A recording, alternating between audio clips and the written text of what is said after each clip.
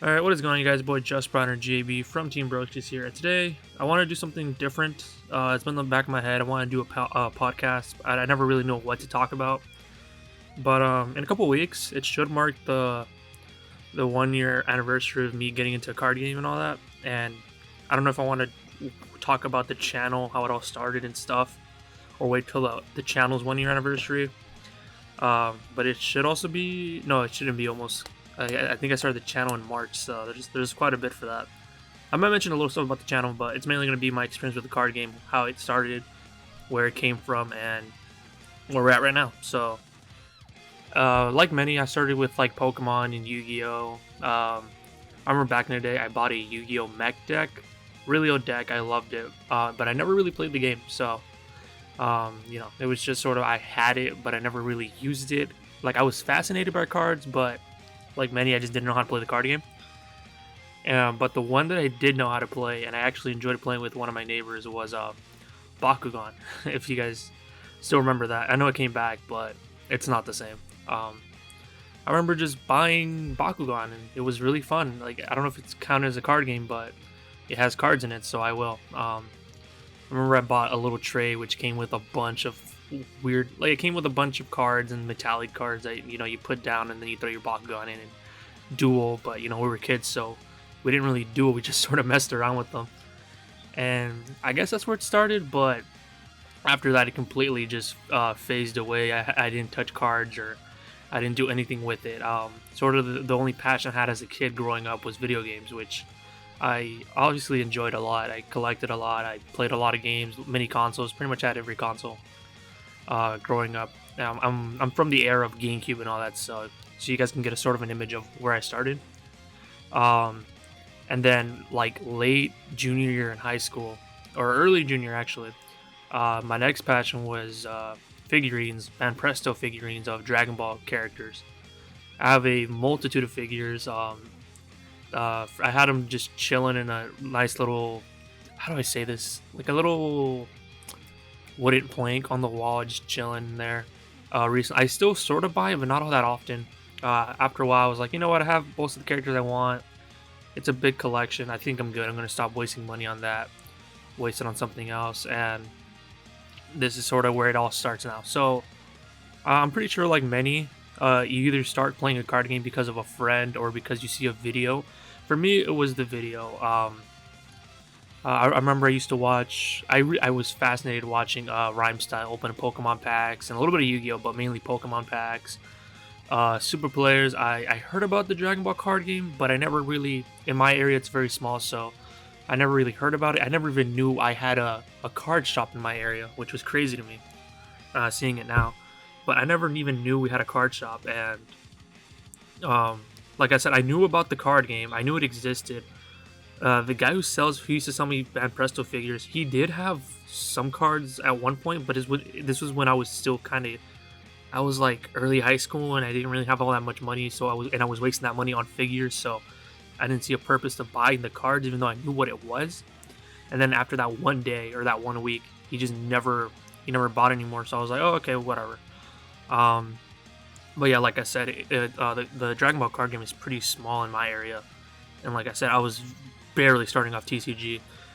But yeah, so that happened. Like I said, YouTubers obviously influence you a lot, and it wasn't until early college, after high school and everything. Another thing, actually, a little history. For me personally, when it comes to back to like the video game stuff, throughout the entirety of high school and the beginning of college, everybody knew me as that one guy who really enjoyed fighting games and being super competitive. Of course, I love Dragon Ball also, so they knew me for that. So when Fighters came out, it was like the perfect mixture, but after a while, I dropped it. Anyways, back to the TCG stuff. So it wasn't until what happened? Until I got a little bit of money, and I was like, you know what? I want to get into a card game. I want to actually play a card game for what it is and have fun with it. Thankfully, my friend Andrew, he was into card games and he played mainly Magic the Gathering. And so we made a little deal where I would learn Magic the Gathering and he would get into Dragon Ball, which he sort of did. He dropped it, but he did get into it for a few couple months, which was great. Getting into a card game with a friend is always amazing. It's a great experience. He had somebody to play Commander with. I have somebody to play Dragon Ball with, so it was very fun. But yeah, early college, I was like, you know what, I want to get into a card game. Let's see which one. I tried all of them. I tried Yu-Gi-Oh. I didn't try Pokemon, but I experienced it. It was like I said before, I'm not a big fan of it. I love watching Rhymes. I can watch Rhymes open packs every day, but me personally, I don't like the feel of the cards, and just opening a pack doesn't really ever excite me for Pokemon. Yu-Gi-Oh, I love it, but I love playing it. But opening packs, I mainly just try to see if the booster pack has for the archetype I play, which is dinosaurs, then I'll buy it. Or Dragon Maid, back in like Mystic Fighter, I wanted to start making that deck, but other than that, I barely even buy. I barely even buy Yu-Gi-Oh! And then Magic the Gathering's even worse. All I did was buy a Commander deck, which was pretty old at the time, and I just stuck with that. And that's the only thing I have basically for Magic. And it's fun. I like the deck. Before I bought it, I asked my friend Andrew, since he's such a pro at it. I was like, "Oh, how's this deck? How does it play?" He's like, "Oh, this and that. It's basically like flip summoning and all that." I'm like, "Oh, okay, I get you. I'll get it." And then we played a couple matches. I got a baby deck. I think that was my first deck. No, that's a lie. The first thing I ever bought was the Walmart boxes. I was at Walmart one day and saw them. Like, you know what? I got $20 to spend. I'll buy it. So I bought it, opened it, had a deck, had a couple packs, experienced the pack openings. I think I pulled just SRs, nothing crazy rare. And I was like, oh, okay, that's fun. I like this game. I like the art. I like Dragon Ball. And after a while, I think for Christmas I asked for a playmat, and that was the Vegito playmat, which you guys have seen in videos in the past. Still love it. I'll probably never sell it because it's a special place in my heart. My mom bought it. It has a little sentimental value to it. And then I bought a baby deck later that month, which was really exciting because, like I said, I'm a big fan of Baby. Always have been. One of my favorite characters. And then it turns out the deck was actually pretty good, so it made it even better for me.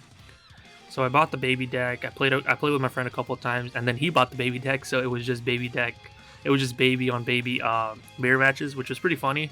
And actually, I kind of enjoyed it because after a while, once Malicious Machination came out more and more, we both started like helping each other. Like, hey, like this combo works. This works. We should add this into the deck, and we did, and we both did. I ordered some cards from TCG Player. It was fun. We basically my baby deck. It's good. It's decent, right? But it's not at its fullest because I don't have the Super Saiyan 4 multicolor card or the Whi's Energy Exhaust Negate card. It's missing a lot, but I feel like that's one of my most better decks that I have. And then I also made a Super 17 deck because I had so many Miraculous Revival pulls, which is another thing I think I got for Christmas, the first gift box, which was really fun. Bought a bunch of those.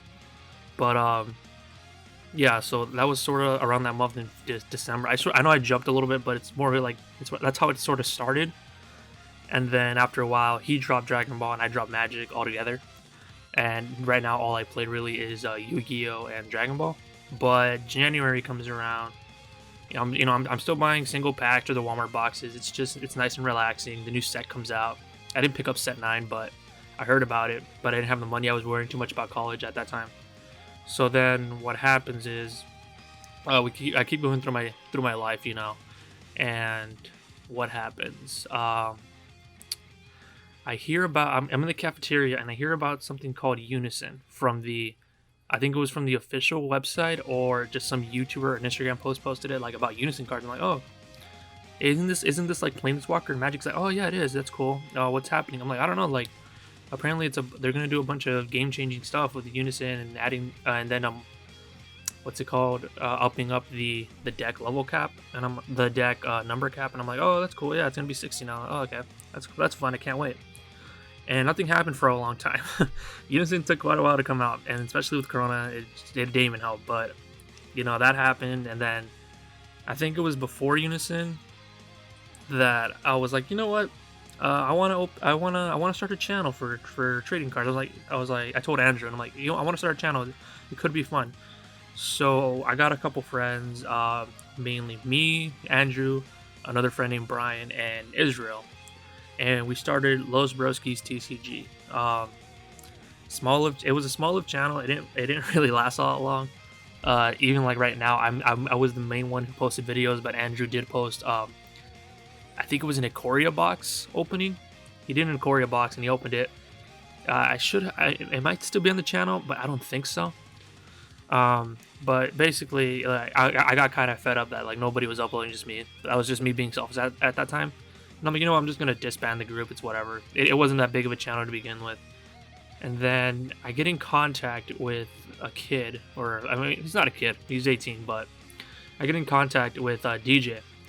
I don't know if he saw my video or if he just stumbled upon me on Instagram. He tags me. He's like, "Oh, hey, this and that. Oh, I got a channel too." I'm like, "Oh, that's cool. Yeah, like you might send me a link." I look at his videos. I like him. You know, he did sort of like discussions also, which I enjoyed. Um, I really enjoyed talking about TCG and all that, especially with people who want to learn or just as fascinated with the card game as me. And he was, honestly. He had an amazing Gogeta deck. Um, his channels, they were fun. He said he posted a video where he talked about where he found out a bunch of people actually did play Dragon Ball. And it wasn't this small game, this small elusive game that nobody played. But you know, we started talking and all that, and then you know the group was pretty much disbanded. It was just me uploading videos every once in a while. I never changed the name though, and I was like, you know what, you want to merge channels, since we kind of have the same amount of subscribers, and I can bring my people to your channel. You can bring them to mine, which is why at the end of our video I still have his channel, even though we're basically one channel together now. I might change that in the future though, since like I said, we're just one channel now. I don't think he posts on that anymore. But we merged together, and that was the start of Team Broskis. Like if you go all the way back to my first video, I still say Los Broskis until what video was it? I forgot. Jeez, what video? I think it was the value box opening, where I started getting into the rhythm of calling it Team Broskis, and you know that was when DJ joined, and he's been a great guy, honestly. Very, very great supporter for the channel. He helps out the channel all the time. We still talk to this day. Really great guy, but you know, it still stayed the same. I still uploaded videos every once in a while. I wanted to get a schedule for the channel, which in the end, it meant I wasted more money because I had to find something to talk. Well, not really money, because I did discussions and all that. So I would upload every Tuesday, Thursday, and Saturday, which I sort of dropped for a while. I dropped the channel for a while because of college, but around that time when we started the team, like a couple months after, I got an artist, and he made me the channel art, which I still love to this day. I was like, okay, he plays Gogeta. I'm a big fan of Vegeta. Let me see if I can get an artist to do this for me, and he did, and it's amazing. If you guys haven't seen the like the full image besides the little icon on the YouTube channel, I'll just put up on the screen right now. And it was great, honestly. I loved it. I still love it to this day. I might contact him later on to make me a baby like art for me. Maybe me being as baby, and then like DJ and now Flash, because he's been helping me out with decks and stuff. Maybe Flash like with the little baby outlines on their faces and stuff. We'll see what I'll do. I still need to think about that. Maybe I just have Great Ape behind me and then me in the middle. I don't know. I'll figure it out later. But what's it called? And then I made that, and I got that made, and then I was like, you know what? Let me sort of, once locals open up, which is funny to think because now it's October. I was like, you know what? Once locals open up, I'll be taking this playmat, and I got a playmat of the art, which I love. But still, it was a pretty slow start. We just opened random packs every once in a while because Unison was taking so long to come out. And after a couple months, Unison does come out, and by that time my channel grew quite a bit because of all the discussions and the beginner guides and the uploading 3 times a week, opening packs, getting some decent pulls. And Unison comes out, and it was still like a discussion with money. It's like, oh, should I get this? Should I get a box? And I felt like it was right for me to get a box, a whole booster box for the channel, because you know the subscribers have been waiting so long for that set. They've been sticking with me. New subscribers have been coming in. I'm like, you know what? It's a new set. Let's get one box. And then I opened it, got some pretty decent pulls. No secret rares, but I opened it. I got some pretty decent pulls, and then I entered a couple giveaways to try to win another one for the channel, and I ended up getting another one from Saiyan Squabbles, which was really cool. Big thank you to that guy. We opened it again. We opened another box. We got some other decent pulls, and that was it for a while. I think after the Unison video, I sort of stopped doing YouTube because the new semester at college started. I just stopped doing YouTube for like I think a month or two, or just a month, like without uploading consistently, and it felt weird, especially when I came back into opening packs. It felt really weird. The channel was basically dead for a month, but I decided, you know what, let's see what happens. Let's start it up again, and I did. I started the channel back up. I opened more stuff, discussed a little bit more stuff, and basically this is where we are right now with Vermilion Bloodline coming out, me getting 2 boxes, opening it, getting some pretty decent stuff, and then the last couple videos where I just opened some stuff. I might start doing a little bit more deck profile. I might do a deck profile for Baby, and if I have the time, maybe 1 duel or 2 duels, trying the new Baby deck against the old Baby deck or something else. Maybe Baby versus the Ganks. We'll see, but yeah, this is sort of where the channel is right now. Sitting at, I believe, 88 or 89 subscribers, close to 100, which is going to be amazing. Honestly, it took quite a bit, but we're almost there. But yeah, it's sort of my first attempt at a podcast. I'm pretty sure I jumped from place to place on what I was talking about, but hopefully you guys enjoyed the video. And if you guys have any more recommendations, any more podcasts we can talk about, or maybe I can get somebody else to join me in, so it's not just on one-on-one. But it'd probably be a longer video, but I'm not sure yet. But yeah, it's sort of gonna end the video where we just sort of stop right now at Vermilion Bloodline, and then we'll see what happens in the future. But I want to thank you guys for watching. As I always say at the end of the video, like, comment, subscribe, comment down what you guys want me to talk about. And yeah, keep it clean, wash your hands, all that good stuff. And I'll catch you guys in the next one. All right, later, guys. Peace.